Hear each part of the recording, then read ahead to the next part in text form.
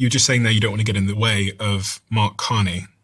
Well, I don't want to get in the way of negotiations with a foreign country. Obviously, my job is to to be his opposition in the House of Commons on domestic issues and even on international issues, but not to do so in a way that undermines the national interest. A lot of countries aren't like that. It was interesting because you're on Joe Rogan's show. It's got a global audience. Yes. So, if you talk about him there, you're talking about him all over the world. And you said you wouldn't criticize the leader of the opposition unless you were in Canada.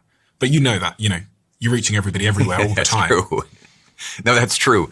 It's true. But I just think it's a good principle to follow, particularly during a negotiation that's happening across the border in that country. Like, I think it would be a little different if we were in normal times and there was no trade dispute, or if we were in a country with which we have no particular contention.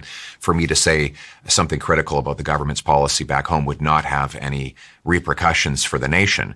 But particularly over the next several months, while these talks are hopefully going to go on, I want to get the best outcome for Canada, and I have to put my country above myself. Why are you better than the current leader of the Canadian government, Mark Carney? What is it you offer that is better than what he has to offer?